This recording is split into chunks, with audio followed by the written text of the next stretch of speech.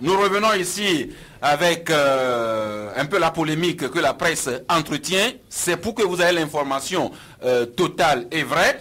Eh bien, suite des marchés, vous vous rappelez ces sinistres incendies qui ont ravagé les marchés de Kara et de Lomé, avec les suites que vous savez depuis. Eh bien, la nouveauté telle que le gouvernement l'a fait communiquer depuis 2-3 jours, c'est que le site du marché d'Adaoulato sera détruit, et peut-être reconstruit dans les meilleurs délais. Liberté revient sur le sujet aujourd'hui et écrit à la page 3, incendie, reconstruction des marchés de Lomé et de Kara, le démarrage des travaux de démolition des bâtiments annoncés pour le mardi 9 septembre prochain. Vous vous rappelez de ce communiqué produit par le gouvernement et qui vous informe des mesures de sécurité et de prudence qu'il faudra observer le 9 septembre lorsque le site de ce marché sera détruit. Mais Liberté va plus loin et demande quid des dédommagements des victimes et des pyromanes et leurs commanditaires. Autrement dit, on va détruire l'ancien site pour en reconstruire un nouveau. Mais est-ce que les victimes ont été totalement dédommagées? Qu'en est-il des pyromanes et de leurs commanditaires qui ont mis le feu à ce marché? Le correcteur, lui aussi, revient sur le sujet et écrit d'abord à la page 2, incendie des marchés de Lomé et de Kara, que cache la démolition précipitée des bâtiments sans le procès. Et puis à la page 7, voilà ce que nous écrivent ces deux journaux. Et le correcteur qui trouve dans ce qui va se faire le 9 septembre prochain, rien que du saupoutrage autour des marchés et des incendies. Alors sur ce sujet, Loïc, depuis quelques jours, le site devra abriter provisoirement les commerçantes et commerçants du marché de Lomé est actif. On est en train de distribuer les places aux commerçantes et aux commerçants. Hier encore, nous relayons ce coup de gueule des commerçants de Kara, dont nous avons vu les images la dernière fois sur LCF, ces commerçantes qui étaient toujours exposés au vent, à la pluie. Eux, ils n'ont pas encore de hangar pour les abriter provisoirement. C'est dans la foulée que le gouvernement a annoncé la démolition de l'immeuble d'Adaoulato pour la reconstruction de ce marché. Et voilà les interpellations des confrères Liberté et le correcteur aujourd'hui sur la vérité qu'il faut quand même arriver à trouver sur les commanditaires, les incendiaires du marché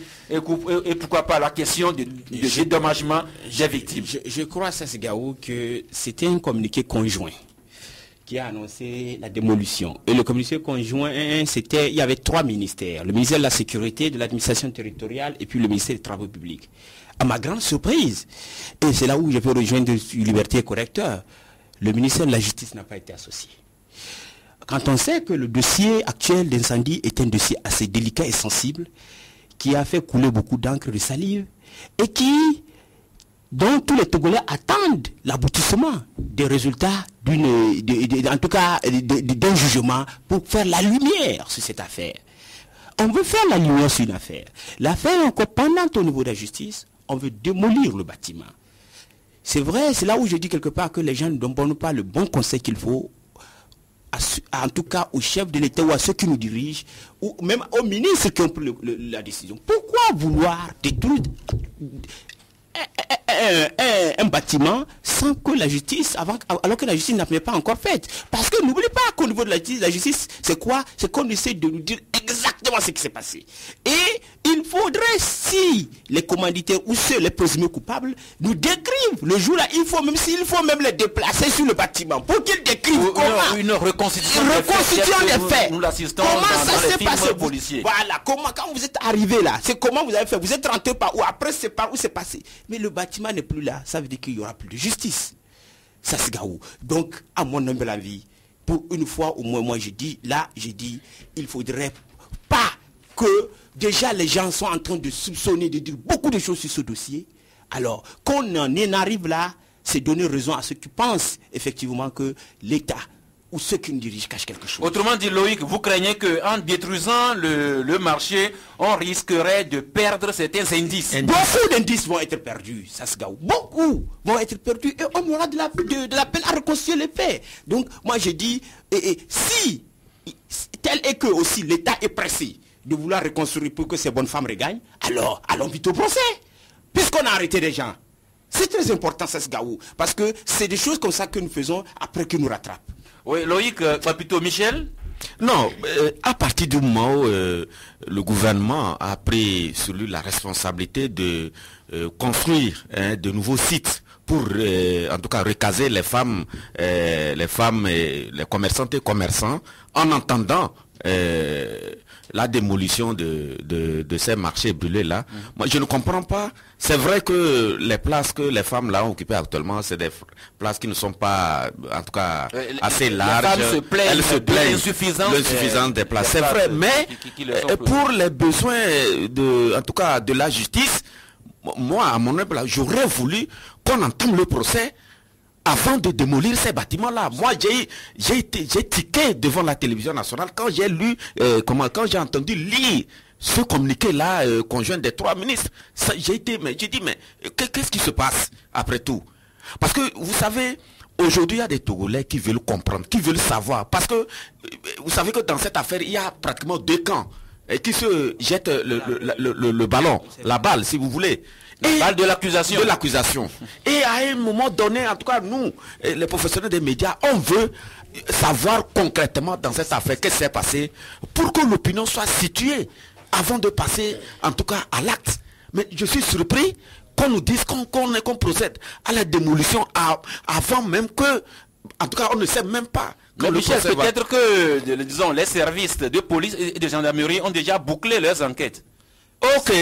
S'ils ont déjà bouclé les enquêtes, pourquoi on ne va pas au procès? Voilà.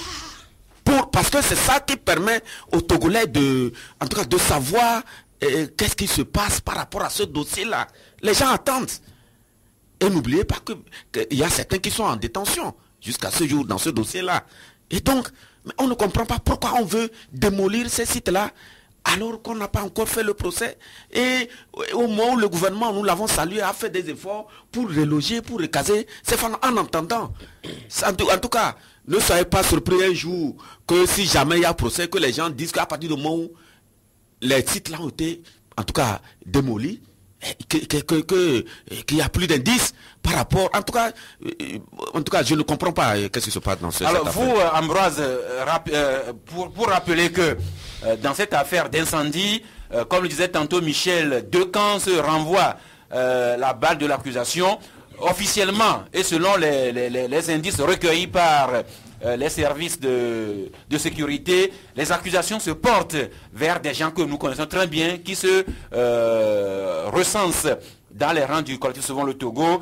Des personnalités avaient été inculpées, arrêtées, ont passé même des moments assez longs en détention avant d'être libérés provisoirement au nom de ceux-là. Akboyome Kodjo, Jean-Pierre Fabre et bien d'autres. Il y en a même qui sont sortis directement de leur lieu de détention pour se faire élire député, peut-être même avec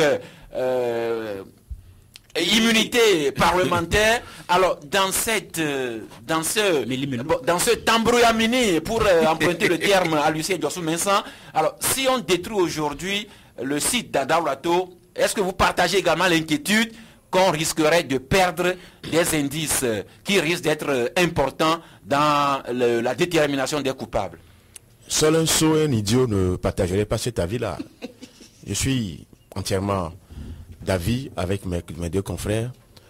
Moi, je l'avais dit, tout cela, c'est un cinéma qu'on veut nous présenter, parce que ceux qui sont aujourd'hui en prison, personne ne sait si réellement c'est eux qui sont derrière ces sinistres-là.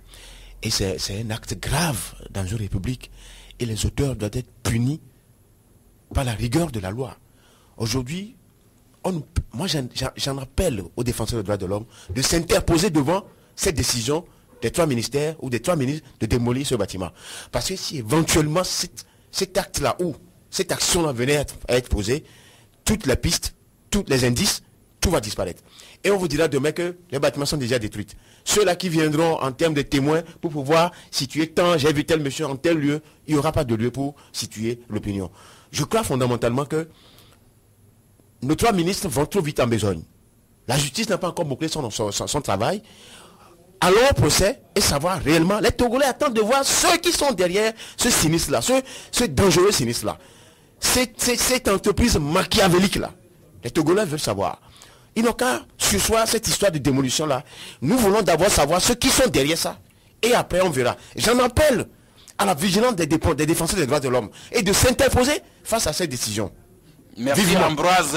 Pour compléter le tableau, si officiellement les accusations sont portées vers des personnalités qui se recrutent au sein du collectif selon le Togo, ceux-ci ont vite fait de renvoyer la balle au pouvoir. Ce n'est un secret pour personne.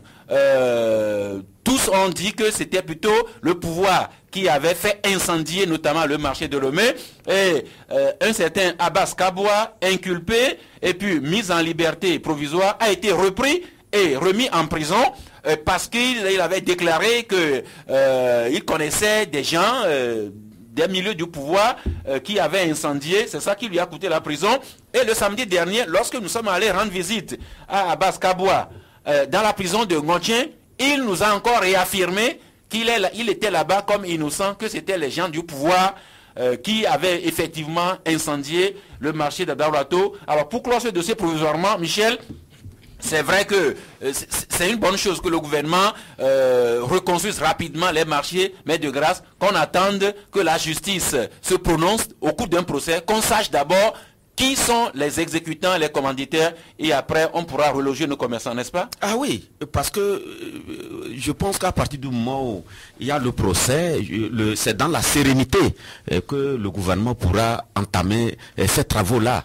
Parce que aujourd'hui, franchement, quand on nous dit que on procède à la démolition de ces bâtiments-là, alors que le dossier est pendant devant la justice, on se demande, mais qu'est-ce qui se passe concrètement dans ce dossier-là? Moi, je serais à la place du ministre de la Justice que il va falloir quand même sursoir à pour en tout cas commencer d'abord par le procès pour situer les Togolais avant d'aller à la démolition de... En tout cas, pour le moment, les femmes, les commerçants et commerçantes ont quand même de petites places. Elles peuvent se débrouiller en attendant que le procès puisse avoir lieu. Je ne pense pas que le procès là va durer des années pour que nos sœurs et frères qui sont dans les commerçants dans ces places, sur ces places-là puissent en souffrir. Donc, il va falloir franchement qu'il... en tout cas, s'il... continue. De toutes les façons, ce dossier-là, nous ne comprenons pas concrètement qu'est-ce qui se passe. Eh bien, merci. Mais il y a quand même un confrère qui nous suit, qui nous rappelle que les experts français, israéliens, de même que les forces de gendarmerie, de police togolaises, ont bouclé, ont travaillé sur les sites, ont bouclé leurs enquêtes. Alors pour lui, on a déjà des éléments probants pour aller à la justice, même sans le bâtiment, alors que les 3 confrères ici en studio vous accordez à dire que il faut que le bâtiment reste en place. Au besoin, on pourra faire une reconstitution des faits. On ne peut pas dire que... Je donne un exemple. Issa Nabré, qui a quitté son pays depuis plus de 20 ans. L'avocat de la partie civile, une partie des avocats est allée sur le terrain pour voir les choses. On ne peut pas dire que un groupe d'experts français, non, ça c'est trop simple ça. Le fait qu'une enquête soit bâtiment là, normalement, s'il vous plaît. Michel, terminé. Oui, je dis que ces bâtiments qui sont encore debout là, à Kara comme à Lomé, normalement ils doivent être à leur place et déclencher le procès. Parce que de temps en temps, on sera obligé d'aller sur le terrain pour les besoins de la cause. On ne peut pas nous dire que les experts... Non. Moi, je trouve ça un peu simple. C'est exactement trop simple. Le fait que les experts français ou togolais ou israéliens ont fini, ça ne veut pas dire que la justice a été dite. La justice ne s'est pas encore prononcée. Maintenant, c'est à la justice de prononcer en se basant aussi sur autant sur les conclusions de ces experts que sur le bâtiment, parce qu'il, comme tu dis, il faut réconcilier les faits. Une autre paire de planches très importante qu'il faut souligner dans le communiqué, ils sont allés pour dire que les commerçants qui sont autour du bâtiment doivent fermer. Et ça, c'est une catastrophe, une autre catastrophe concrète. Ça, c'est autour de ce bâtiment. C'est juste le temps de démolition de l'immeuble. Ils n'ont pas de préciser. Janvier, ça c'est autour En face de ce bâtiment, il y a un autre bâtiment aussi grand que ce bâtiment, qui est immense, qui est tout un marché aussi. En face de ce bâtiment, et où on vend des pagnes. De l'autre côté aussi, il y en a. Mais le bâtiment est entouré que de bâtiments assez géants qui sont des marchés en soi. On dit à tous ces commerçants qui ont aussi reçu des coups par rapport à l'incendie et qui sont en train aujourd'hui de souffler un peu de fermer, c'est une catastrophe. Merci à bien. À ce confrère qui disait que les experts français, togolais, israéliens ont déjà bouclé leurs enquêtes, un autre confrère lui répond qu'il peut y avoir besoin de contre-expertise, d'où encore une fois tous les éléments restent en place. Merci à vous, chers confrères, avec votre bienveillance, que vous soyez ici en studio ou bien répartis en ville. L'essentiel, c'est que vous nous suiviez et vous nous aidez à mieux avancer.